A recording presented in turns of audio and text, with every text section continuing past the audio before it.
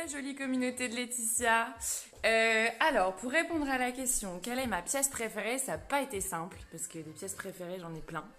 Mais celle qui nous a donné le plus de fil à retordre et dont on est la plus fière, c'est le rez-de-chaussée. Rez-de-chaussée, pourquoi? Parce qu'en fait, il y a 5 espaces qui composent le rez-de-chaussée. Quand on a fait l'acquisition de cette 1930, on voulait apporter beaucoup de lumière et je voulais pas m'empêcher d'avoir tout ce que je souhaitais au rez-de-chaussée. On a trouvé des astuces pour délimiter les pièces et on a quand même conservé 5 espaces, 5 usages hyper précis au sein d'un même espace. Donc voilà, c'était toute la complexité du projet et vous êtes des petits vénards parce que du coup je vais vous montrer mon rez-de-chaussée presque 5 pièces alors que ça n'en est qu'une.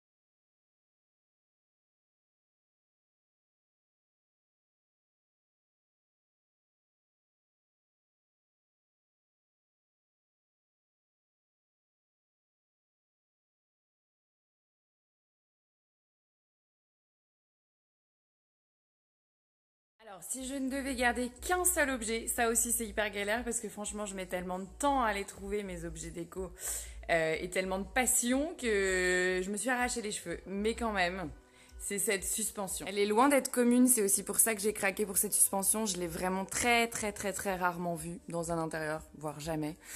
Et surtout, elle donne un côté très saloon, un peu salle de billard à notre espace. Et vraiment, zéro regret, je suis fan de cette suspension. C'est du raffia et des franges dorées. Voilà. Alors, mon do-it-yourself dont je suis le plus fière.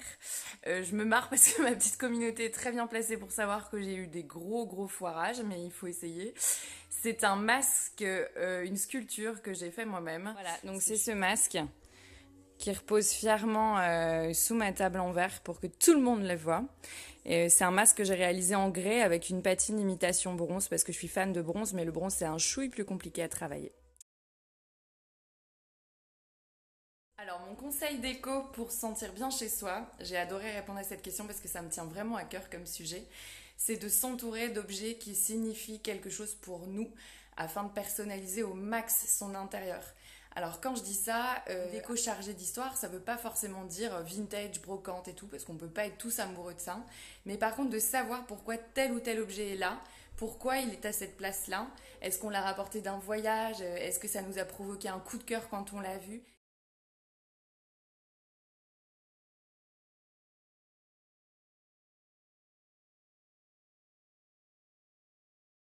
Mon objet plaisir coupable, j'avoue, je le confesse, ça n'a pas été difficile à décider. C'est la télévision. On était plein de bonnes attentions avec mon mari quand on a emménagé. On s'est dit pas de télévision dans le salon. Et en fait, on a complètement craqué. Moi, je peux pas m'en passer quoi. C'est la télé, c'est depuis toujours une drogue. Et on sait que la télé c'est pas très beau.